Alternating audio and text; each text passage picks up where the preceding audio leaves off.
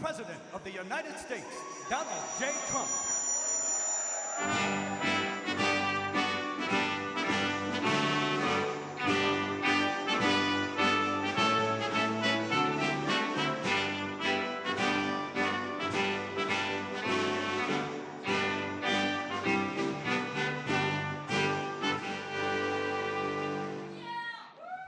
Well, thank you very much. Nice place. I guess you've mostly been here, but you like it a lot better with Trump than you like it with Biden. That I can tell you. That's because you're smart. Well, I'm thrilled to welcome so many good friends to the White House as we celebrate the third night of Hanukkah. Right? Third night. Time flies. Let me take a moment to send the love and prayers to our entire nation, to the people of Australia, and especially all those affected by the horrific and anti-Semitic terrorist attack, and that's exactly what it is, anti-Semitic, that took place on a Hanukkah celebration in Sydney. What a terrible, terrible thing. We don't learn. We're joined in mourning all of those who were killed, and we're praying for the swift recovery of the wounded. Some are very horrifically wounded, as you probably know. All nations must stand together against the evil forces of radical Islamic terrorism, and we're doing that. Joining us tonight, our Commerce Secretary Howard Lutnick is doing a fantastic job. Representatives Paul Gosar, David Kutzoff, Claudia Tenney, Ronnie Jackson, he was my White House doctor. Ronnie was asked, who is the healthiest of all? Was it Barack Hussein Obama? Was it Sleepy Joe Biden? Or was it Donald Trump? And he said Trump was by far the healthiest. He was the doctor for all three of us, and he said Trump was by far the healthiest. I love him. If he didn't say that, I would have never have talked to him again. Where is Ronnie? Is he here? Ronnie Jackson, what a great legend. Josh Gottheimer's here. Mr. Salt is here, Mike Lawler. He's the only guy could have gotten that for New York. Nobody else. He worked so hard on that. Will you please focus on the midterms, please? Do you mind? Okay. Because you can do it. Jared Moskowitz. Thank you, Jared. Thank you, Jared.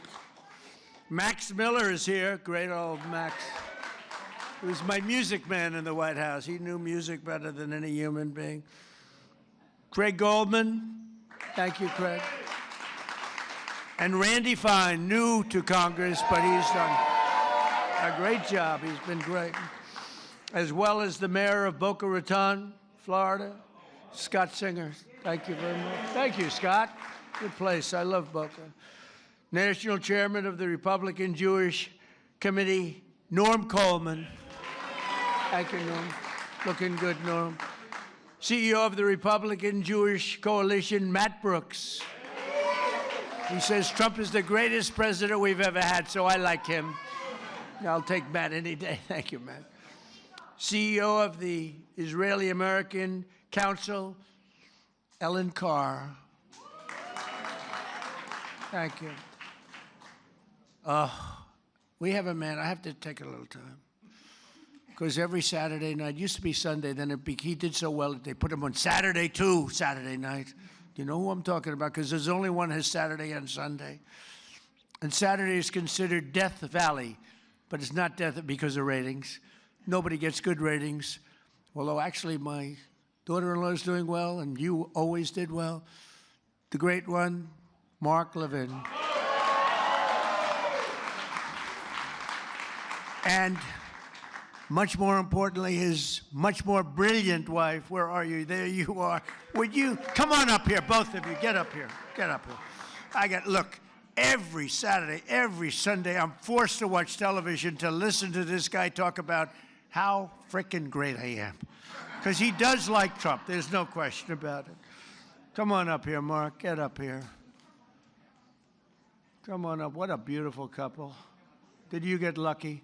If you weren't a genius, you wouldn't have a wife like this. Mark, say a couple of words. Come here, darling.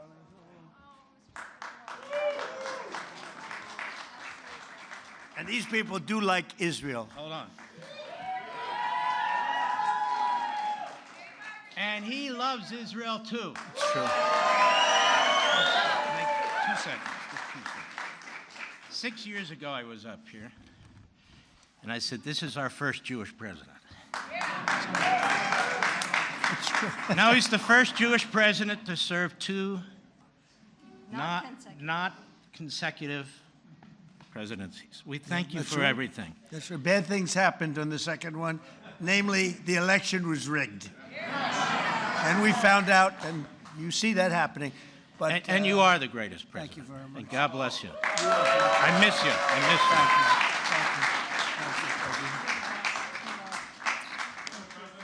Thank you. Take care of that guy. Take care of that guy. No, he's so great. Thank you, Mark, for both being here. You both really are amazing. So, Rabbi Yehuda Kaplan. Thank you, Rabbi. Oh, no. Sid Rosenberg. There he is, Sid. Do you want to come up here, Sid? Mark, should I let Sid come up, Mark? I think so. Come on, Sid.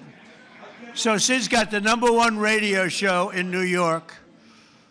Got the #1 radio show in New York, like by far, ABC. Works for a really nice guy, too. Actually, he's not that nice, but he's nice as far as I'm concerned. He works for a good man. Say a few words, Sid. Thank you. I love him. Do you all love him? Has there been a president even close to this guy, even close? And now I know I love him. He starts tonight talking about Australia. Good luck with anybody else in our government, starting with the Jewish people in Australia. Nobody better. And the fact that you called me up on stage, I'm going to say this. My beautiful wife Danielle's in the audience. The birth of my 2 children. Outside of that, President Trump, this right now is the greatest moment of my life. Thank you. Very generous. Thank you. He's almost crying. He never cried. He hasn't cried since he's a baby. Well, he's a great guy and a great man, and he loves Israel. And boy, you got some good people. Harmeet, thank you very much. Harmeet Dillon is here. And she sues the ass off of anybody that is anti-Semitic. She's doing a lot of them right now. Harvard wished they never heard her name, right? They're going to pay a lot of money, right, Harmeet? We're going to pay a lot of money. Sid, it's an honor to have you up, and you do a great show, and we appreciate it. And say hello to the Casamatides person, who's fantastic. And another person, I really love her. I think she's a beautiful woman. You're not allowed to say that anymore, because if you do, it usually means the end of your political career, but I've been threatened much worse than that. I think she's a beautiful woman, inside and out.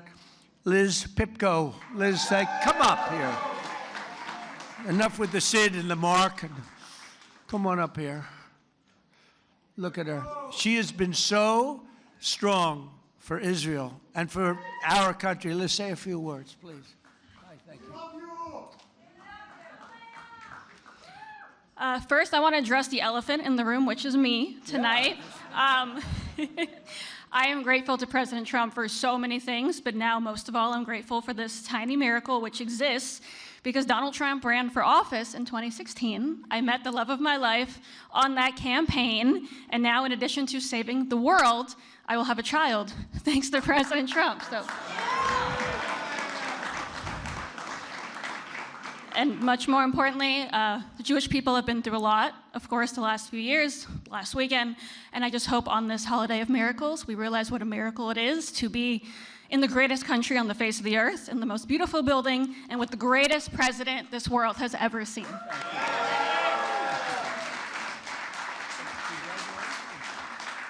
Congratulations. That's right. She was on the campaign, and she was so effective and great.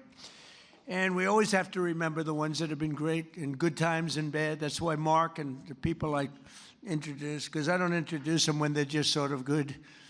When they're good, everyone's good. The day after I won the election, they were, sir, I just want to tell you, you're the greatest person I've ever seen. Thank you, sir. I'd love to have dinner sometime. Where have you been for the last 2 years?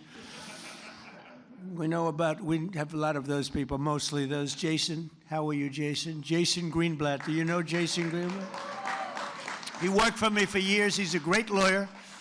Then he made a lot of money, and he said, I'm getting out. And you focused on Israel, right? That was the focus. He says, I love Israel. I just want to focus on Israel. It's good to see you, Dave. I haven't seen you in a long time, but he was a great lawyer. Here's another great lawyer, David. Good to have you here. Good to have you here, David. And we have another person that's a very special person. She received the Presidential Medal of Freedom. She is a beautiful woman, actually, in my opinion. Another one. That's 2 reasons now. And third, by the way, Mark, we have 3 reasons, Mark, because your wife is incredible, always, from day one. But I think it's okay if we ask Miriam Adelson. Do you want to come up, Miriam? Come up here, Miriam.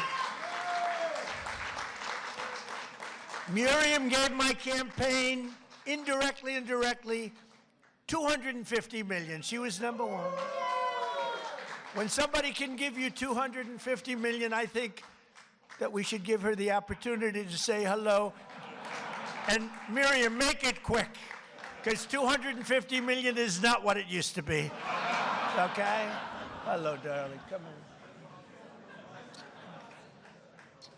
Incredible woman with a great husband, a man that loved Israel.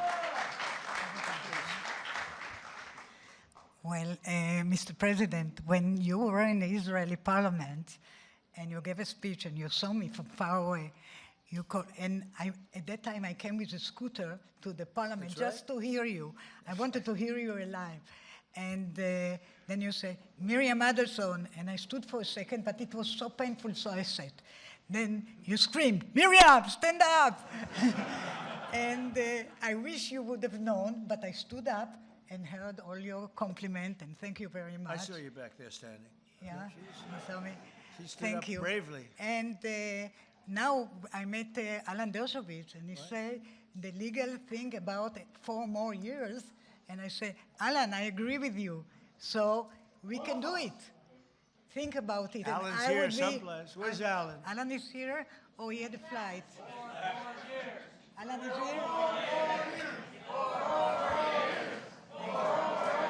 Think about it. Thank you. Maybe I will be the first one who told you, or second. Yeah. She said, think about it. I'll give you another $250 million. I will give. But her husband, Sheldon, was an amazing guy, and he'd come up to the office, and there was nobody more aggressive than Sheldon. I think I spent more time with him and you, because you usually came up together, but he'd call and say, can I come over, please? I say, Sheldon, I'm president of the United States. It doesn't work that way anymore. It's like maybe tomorrow. How about tomorrow? No, please, just for a little while. And he'd always say 10 minutes. It turned out to be about an hour and a half, right? And what he did is he fought for Israel. That's all he really fought for. He just wanted to take care of. He just wanted to take care of Israel. So he was a great guy. He was a fantastic man, and he loved you so much he couldn't see straight. So good. Thank you, darling. Be careful.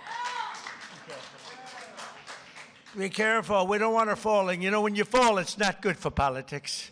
We had a man that fell a lot. I don't want to talk too much because I'll have my day, I'm sure, you know. They're waiting, the press. See all that press back there? They're waiting. Oh, would they like to see Trump trip off the stage? I would never live it down. But anyway, and we have so many friends. I can't mention everybody, but we have so many friends. Hello, my man. How are you? Boy, we have good people here tonight, huh? This is the A-list. This is the A-list of any list. But it's an honor to have you all. It really is. What you've done and what you've gone through is incredible. And as a people, there's never been anything like it. You know, I told Bibi, I said, you know, it's amazing what you've done. Because when you look at the Middle East, you take a map of the Middle East, I said, the land is so small. It's so tiny. It's like hard to believe what you've been able to do. Now, it helped the B-2 bombers that we sent in to wipe out the... we gave them a lot of help. It helped when we were shooting all those drones down from jet fighters. Don't ever let anyone tell you a drone is better than a jet fighter. A drone's very nice. But when you have F-22s circling around them like there's nothing, just shooting the crap out of them out of the air. Don't let anyone convince you that a drone is better than an F-22 or an F-35 or any of that stuff. But they're nice. They're nice. But we had our fighters shooting the hell out of 2,000 drones were launched at Israel, and they were just knocking them out. The only problem, on occasion, they'd run out of bullets. But every one of them took out a drone, and we did a great job. And then we did the best job of all, is we knocked out the Iran nuclear power. And they would have had that, and within a month, I think they would have been a much different story, would have been talking from a much different place. But the story of Hanukkah began more than 2,000 years ago in ancient Jerusalem, when the oppressive tyrant, and they were really oppressive, tried, by the way, a lot of things don't change so much. They'd be oppressive today if you didn't have strength. You need strength, Mark, right? If you don't have strength, and if you don't have a partner with a good president, don't forget you had a president previously that believed in Iran. They ditched the entire world for Iran. That's why they signed the Iran nuclear deal that I terminated immediately. It was the worst deal. And Bibi Netanyahu came over here to beg Barack Hussein Obama not to sign that deal, but he signed it. He signed it. It was a whole different world. And that's why I wonder. I got the highest Jewish vote. Now, I have to say, in Israel, they say I'm at 99%. But over here, I was like at 50. It meant that 50% of the people over here voted for Kamala. Is that possible? Is that even possible, right? So, anyway, but they suppressed the Jewish worship and imposed foreign rules. Are we okay over there? Just want to make sure you're okay. You okay? Good. I want to make sure you're perfect. Okay? Thank you very much, yeah. Yeah, is there a doctor? Get a doctor over there, please, just in case. Go ahead, hop over there, please. Okay? Good. Thank you very much. Everything good? Okay. Great person. Against overwhelming odds, a small band of Jewish fighters rose up to defend the Jewish people's right to worship freely. When they reclaimed the Holy Temple, they found only a single flask of sacred oil, just enough to keep the menorah's light burning for one night. They wanted that light to burn just for one night. Yet, as the story goes, that small flame endured for 8 days. Do you know that story? Does everybody know that story? For thousands of years, the miracle of Hanukkah has reminded us of God's love for the Jewish people, as well as their enduring resilience and faith in the face of centuries of persecution. Centuries. And it continues. It continues. Who would believe this could continue? And it sort of started here with schools and universities, and Harmeet's taking care of that situation very strongly in the Department of Justice, right? Who would believe it?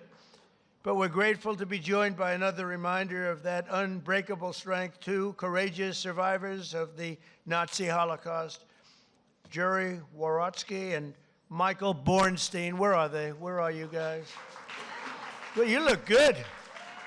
You look better than I do. You look fantastic. Jerry was only 9 years old when the Nazis invaded Poland. He lost both of his parents in the camps, but refused to let their murder defeat him. After the war, he came to New York, where he had an incredibly successful career, became very successful, and became a good friend of Melania and myself. And I want to thank you, Jerry, and that's incredible what took place. Thank you very much. Thank you, Jerry. Thank you very much. And Michael Bornstein lost both his father and mother in Auschwitz when he was just a very young man, a toddler, actually. Through the love and sacrifice of other family members, he managed to survive and reunite with his mother in later years. They would come to America, where Michael received a scholarship to college and eventually earned a PhD in chemistry and became one of the most brilliant chemists anywhere around. So Michael and Jerry, I want to just thank you. We're honored to have you. This whole group of people are very honored to have you both. Thank you very much. Thank you. Thank you very much. Thank you, Michael. As President of the United States, I will always support Jewish Americans, and I will always be a friend and a champion to the Jewish people. I have been. And I will say, you know, if you go back 10, 12, 15 years ago at the most, the strongest lobby in Washington was the Jewish lobby. It was Israel. That's no longer true. You have to be very careful. You have a Congress in particular which is becoming anti-Semitic. You have AOC +3. You have those people, Ilhan Omar, she hates Jewish people. And you have to be very careful because there's been a big change. You know, if you go back 15 years ago, I'm not Jewish, but my father was very friendly with many, many Jewish people, was honored by Federation. I would go with him to Federation of Jewish Philanthropies and many other things. And we grew up respecting and loving Jewish people. You know, you don't even think about it. In Brooklyn and Queens mostly. And my father didn't go to Manhattan. He never went to Manhattan from the standpoint. He could never understand how in Brooklyn you could buy a piece of land for $3 a foot and how in Manhattan you had to pay $1,000 a foot.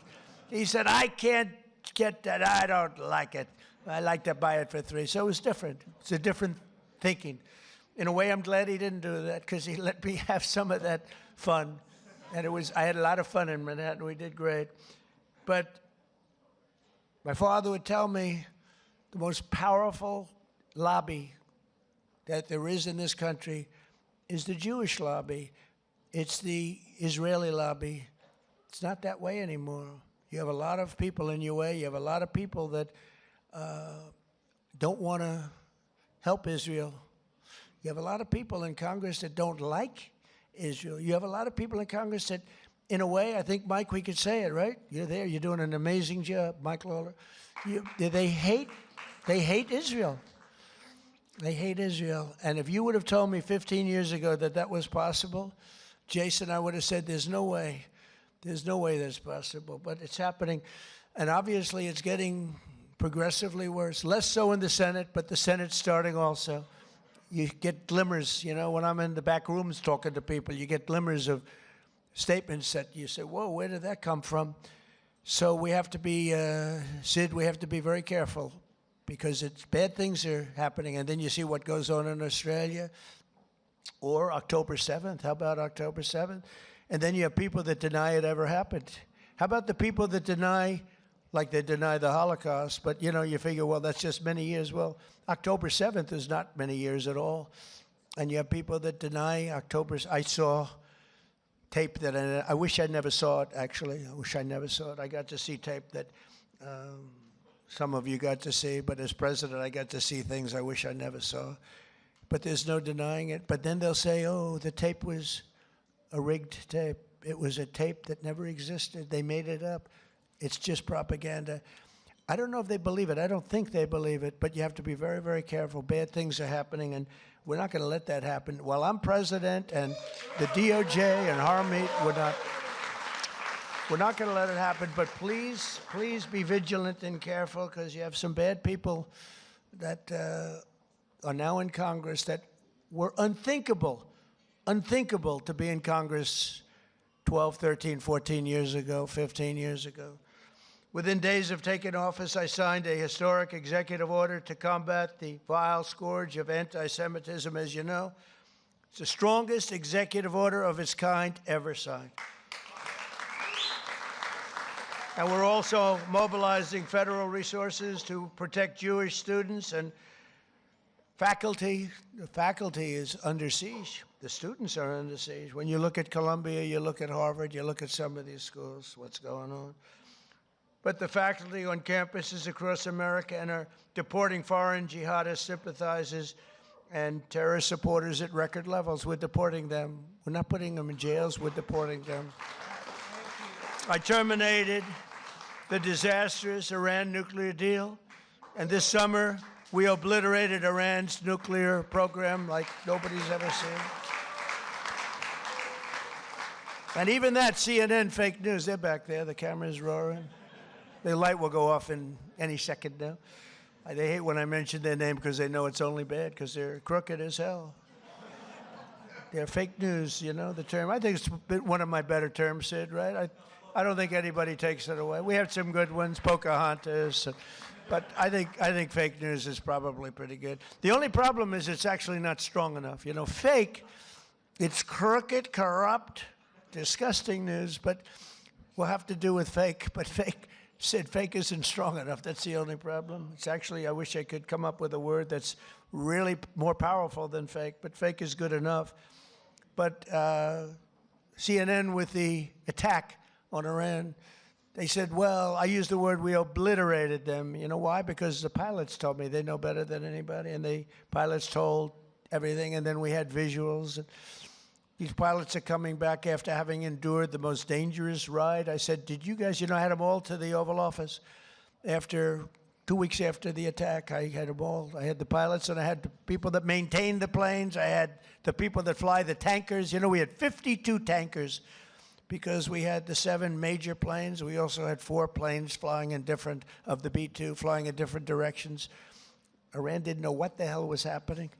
But we had a whole force of F-22s, most beautiful fighter jet ever made, most powerful fighter jet ever made.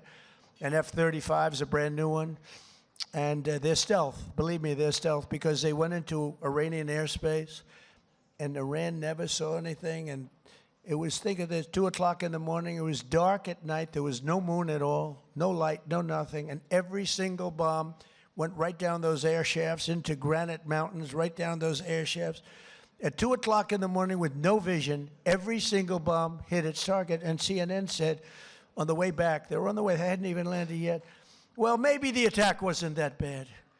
Because I used the word obliteration. I turned out to be right. The Atomic Energy Commission shortly thereafter said it was total obliteration. Iran actually said it was total obliteration. In fact, they said touchdown. Yeah, it was a touchdown. But it was amazing. And we've never had an apology from CNN, you know. So you have fake news against you, fake news. And I didn't fight for you. I wasn't fighting for you there. I was fighting for those pilots that were so brave to go there. When they came into the Oval Office, I said, you can't seriously enjoy this. They said, sir, we enjoy every minute of it. We were practicing this and the predecessors. We were practicing for 22 years, they said. For 22 years they were practicing. And no president had the courage to let them go and do that. They wanted to do it for 22 years. And the predecessors mean the young pilots at the time. But for 22 years, 3 times a year, they were practicing that run. And I'm the one that said, let's go get them, let's do it. And if we didn't, and they thanked me. But I did say to the pilots, you know, enough is enough. I said, do you really like being in that plane when they're waiting for you? They know you're coming, it's dark, it's cold, it's everything is, and you're in a plane, and there are bullets flying all over the place. Sir, I wouldn't trade this for anything in the world. Can you believe these people? And I love you people, but I'm not getting in that plane.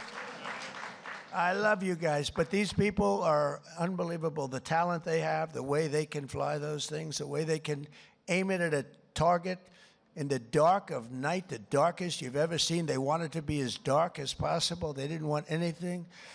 And the only time anybody could see those planes was when those bomb chutes open up, because it becomes totally unstealth when it goes. I explained that to Mark Levin once.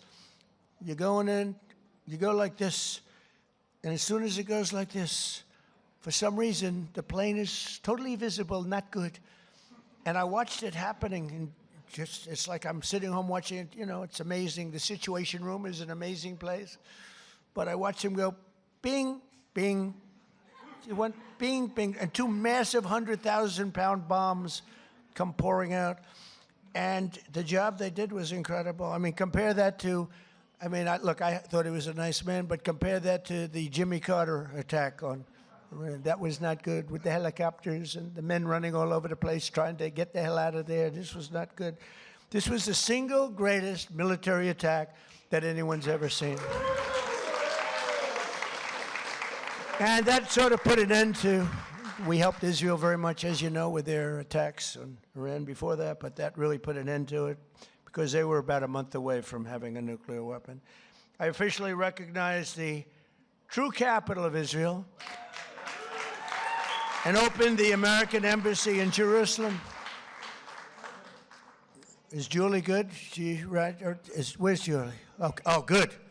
I thought it was you that went down. It wasn't you? Oh, good. I was worried about, I didn't care about anybody else. I said, is Julie in trouble? I thought it was you. Good. It's somebody else. I wish them good luck, but I don't want that to happen to Julie. That's Mark's wife, by the way. And yeah, we love Julie. But I didn't see Julie ever going down. She's like a rock, right? Mark, she's a rock. I wouldn't want to have her as my enemy. She was also a great lawyer, by the way. I also recognize the Israeli sovereignty over the Golan Heights. Right? And that's one they didn't even ask me. Even Sheldon, who is the most aggressive human being there is in the entire world, this incredible woman, although she had total control. He was aggressive with everybody, but Miriam, he wouldn't play games with Miriam, but he was actually a sweetheart. But he never even asked me about the Golan Heights because he said, that's a step too far. I actually gave it because I called up. I heard so much about Golan Heights. From Jason Greenblatt, I heard it, from so many people. And I actually asked David Friedman. I said, he was the ambassador at the time, good guy. He said, and by the way, Mike Huckabee's doing a great job now. Two good ones, two very good ones. But I asked David Friedman, I don't know if David's here, but I asked him because he is so Israel-oriented. I mean, he's great. I said, David, tell me about Golan Heights in 5 minutes or less. You know, I'm taking in like 1,000 years of history in 5 minutes. I said, give it to me in 5 minutes or less. And after about 2 minutes, I said, I understand. You need it so badly for so many other reasons. You need it for defense. You know, in the old days, before we had all the sophisticated radar and all the things, it was everything because you were up high. But I learned enough, and I signed the Golan Heights, the rights to the Golan Heights over to Israel. Nobody thought that was possible to get. They've been working on it for 70 years, Mark. 70 years. You know, planes would fly into places that have meetings that would last 2-3 days. All they talked about was the Golan Heights, right, Jason? And nobody ever did anything, but I did it, and we did it quickly. And I say, good luck to you. Then I found out the value of it, trillions of dollars. It could be worth, if you think, trillions of dollars. I said, you know, maybe I should have asked him for something. But with Jared Kushner's help, Jared has been a great fan of Israel, the Kushner family. And by the way, how good is Steve Witkoff doing, right? You know, I got Steve involved in Russia, Ukraine, and the Middle East. We have, by the way, bottom line, we have legitimate peace in the Middle East. You know, you may have a little outbreak every once, but we have 59 countries all signed on. They'll do whatever is necessary. And Hamas, say what you want. Hamas, you know, we got back all of the hostages and all of the dead, young, beautiful people that were dead. And nobody thought that would happen. In fact, I even said, the toughest are going to be that final 20. We're never going to get them. But we played very tough, and we were very tough. We meant it. And we wanted to get back the 28 dead. 28 dead, young, beautiful people dead. Most of them, I think, pretty young. All of them pretty young. And the parents came up to me, and I told the story before. We had another little celebration of Hanukkah before. But I told the story before where the parents were as dedicated to getting their dead son back as they were to getting the live son back. It was an amazing and a beautiful thing, but I didn't think it would be possible. And then when we got the 20 back, when we got the live back, we didn't have anywhere close to the 28 dead. And I said, there's no way, but I said, you got to get it back. You got to get them back. I told that to Hamas, got to get them back. And you know what? One by one, we got them back. And we got the last one back. We got them all back. And amazing, though, those parents were as dedicated, I can't say more, but they were as dedicated as the parents who knew their son was alive, and they begged to have him. And I'm very proud of it. I thought the last 20, and it was tough, I didn't know. But Steve Witkoff was great. Jared Kushner was great. And, you know, Jared's a brilliant guy, we all know. But Steve's a great deal maker. But I noticed one thing about him. He had the greatest personality. He was a real estate guy in New York. He knew less about rivers and meets and bounds in Russia and the various places he's working on. He knew nothing about it. But I recognized for 20 years, I've been dealing with everybody in New York. I said, Steve has the best personality. I have other guys that are great deal makers, but you have to go into World War III before the deal. We didn't want that. I said, everybody loves Steve. He's a great deal maker, but everybody loves him. And that's what turned out to be. People love Steve. And I think we're going to be pretty close. I mean, we're going to see. I thought the easiest war to settle would be Russia, Ukraine, because they have a good relationship with Putin. It would have never happened if I were president. That would have never, and it didn't happen for 4 years. Putin understood. Would have never, ever happened. But Steve has done a fantastic job, and he loves Israel, and he's done a great job. So we did Israel, and we did peace in the Middle East, and we have a real peace. That's a real peace. If Hamas acts up, they know it's big trouble. And we have Hezbollah, as you know, in Lebanon, and they're big trouble. But we have peace, and we have many countries that want to go in and take out Hezbollah if it happens, if we want to do it. Not just Israel. Many countries would do it. There's tremendous unity now in the Middle East, and we really do. We really have peace in the Middle East for the first time ever, so it's an honor. It's an honor. So we did our ceasefire agreement to end the war in Gaza, which everybody said was an impossibility, and we begin the new era of that beautiful peace in a place that nobody thought peace was possible, the Middle East. So congratulations, everybody in this room. Everybody wanted it.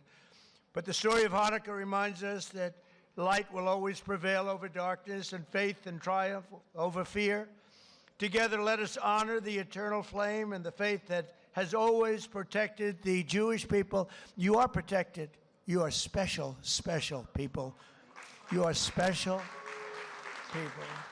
So I want to thank everybody. I want to wish you all a happy Hanukkah. And you know, this is the first time that I've ever brought up notes to make a speech for. We call them the Christmas dinners. I call them the Christmas Hanukkah dinners, if that's okay. I hope you don't mind. But I call them New Year's dinners too. But I've made about 20 of them so far. I never had any others. So I brought this up. You know why? I've done so much for Israel that I have to read. Look at it. I got like pages. And I don't want to leave anything out. I don't want to leave Golan Heights out. I want to tell you what we did. But it's an honor to help you. I have so many friends, and a lot of you are right in this audience. Very special group of people. You know, for every time we have one of these parties, we have to turn down 10 people for everyone that makes it. It's the White House. Soon you'll have a ballroom that's so big I can handle. And we just won the case today. Did you know that, Mark? We just won the case. We got sued. We're donating a $400 million ballroom, and we got sued not to build it. For 150 years, they've wanted a ballroom, and we're giving them, myself and donors are giving them, free of charge, for nothing. We're donating a building that's approximately 400 million. I think I'll do it for less, but it's 400. I should do it for less. I will do it for less. But just in case I say 400, otherwise if I go $3 over, the press will say, it costs more. I build under budget and ahead of schedule. Right, Jason? Always. I know how to build under budget. I build good. But we won the case. They asked for a restraining order to stop us from building a magnificent ballroom. I said, who would ask for a restraining? We're giving them, Sid, a $400 million. It'll be the most beautiful ballroom, and it'll handle inaugurations. It's got 5-inch thick glass windows. It's impenetrable by anything but a howitzer. It's impenetrable. Now, I will say, if I'm up making a speech someday, Mark, and I hear ding, ding, ding, I'm out of there. But it's going to be one of the greatest. I think it'll be the greatest ballroom anywhere in the world. But I said, who else but in our country would sue to stop a $400 million beautiful ballroom that people have been after for the White House? The White House has wanted a ballroom for 150 years. You know, they used to use a tent, and they have a tent, and the tent would go in a very low area because it's the only area that can handle a big tent. And if it rained, the rain would go over the woman's beautiful shoes with the high heels, about 6, 7 inches worth of water. They'd be sitting in the water, and people said, would rather have that than a brand new. This ballroom is going to be amazing. Also designed to handle the inauguration so that you have total safety from not only the weather. January 20th is always a disaster from a coldness standpoint. But, you know, we had it in the Capitol, and there was nothing more beautiful. But from a safety standpoint, we can do better. So we're going to have something that's really, really spectacular. And I thank the judge on the case for the courage in making the proper decision, because we didn't want to be held up. We would win that automatically anyway, but we didn't want to be held up or delayed. We want to go. And right outside, you see the pile drivers going boom, boom, boom. And my wife is being driven crazy. She said, this is not what I had in mind. You know, the first day she was great. She heard these piles that go down 150 feet into the ground. Boom. Second day, she was okay. Third day, she wasn't thrilled. And after that, it's been brutal. But you know what? You're going to have the greatest ballroom anywhere in the world, and you're going to love it. It's going to fit beautifully with the White House. Happy Hanukkah. Have a great year. We love you, and we love Israel. Thank you very much. Thank you. Thank you, Mark. Thank you.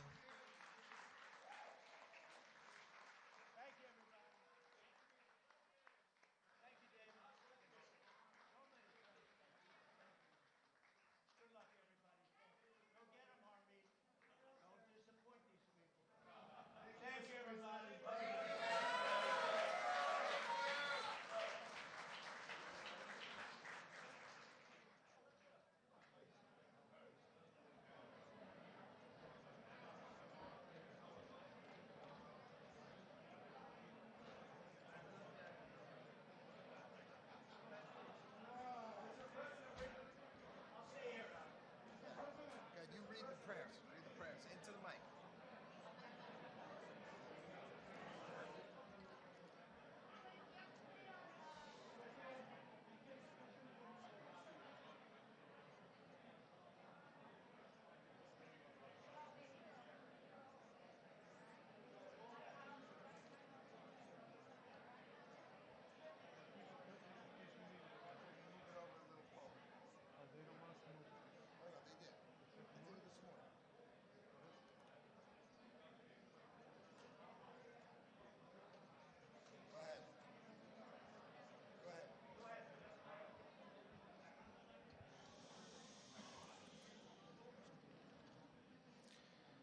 Good evening. We're about to proceed to light the menorah. Mr. President, you know that I'm Jewish. You know that I'm American. You heard? Yeah. You know that I'm American, but you may not know that a very large part of my family lives in Australia. And that includes some of those who had escaped the attack and some who didn't. And all I can say is, listening to them on the other side of the world speak about you, you don't just express solidarity, you practice solidarity with the Jewish people.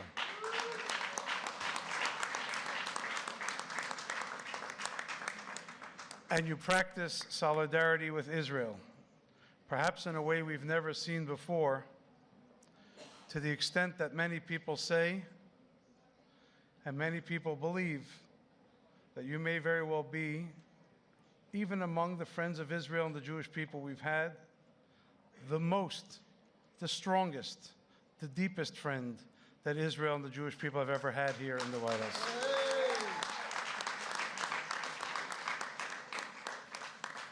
That's not to negate anything anyone has done for us, but just to tell you how so many people feel about you. We're going to light the menorah, which gives us a message of the victory of right over might, of justice over tyranny, of light over darkness. And it is especially in this time when the Jewish people has so much of a burden that we need this light.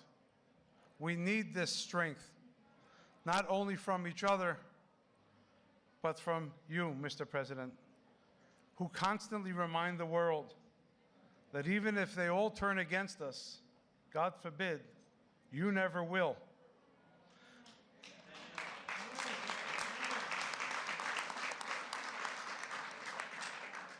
And so I think that it is a great honor that I've been invited to lead the lighting of the menorah here this year.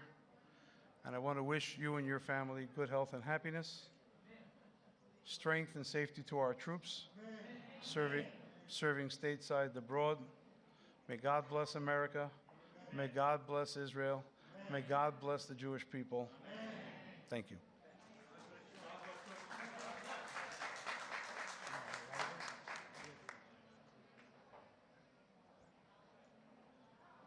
We're going to make two blessings.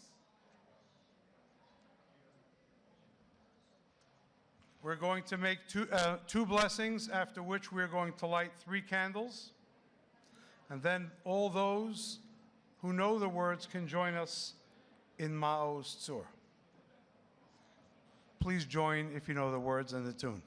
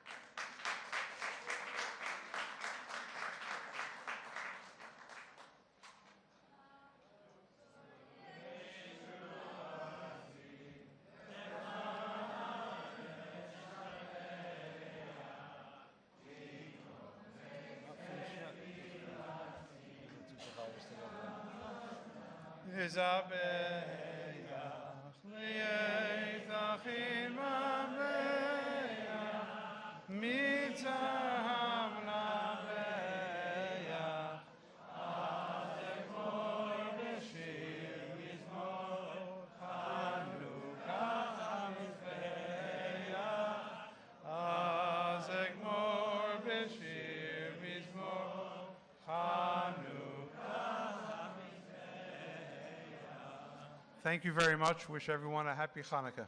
Thank you. Happy Hanukkah.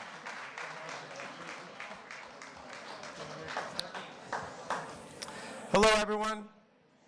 So I'm Howard Lutnick, and I am proud to serve as the Secretary of Commerce for President Trump. President Trump, from the campaign trail and every day since, has been committed to the Jewish people and to Israel. And I told everyone on the campaign trail that President Trump would be the best friend in the White House the Jews and Israel has ever had, and he has delivered exactly that, exactly that. He speaks with moral clarity. When the fake news would come at him and say Israel and the IDF were committing genocide, each and every time he came at the media, at the fake news, and said, no, it was October 7th when they murdered, they raped, and they killed babies. He made it crystal clear each and every time, and that is why I love serving in the administration of Donald J. Trump, the greatest president ever. Thank you. Happy Hanukkah, everyone.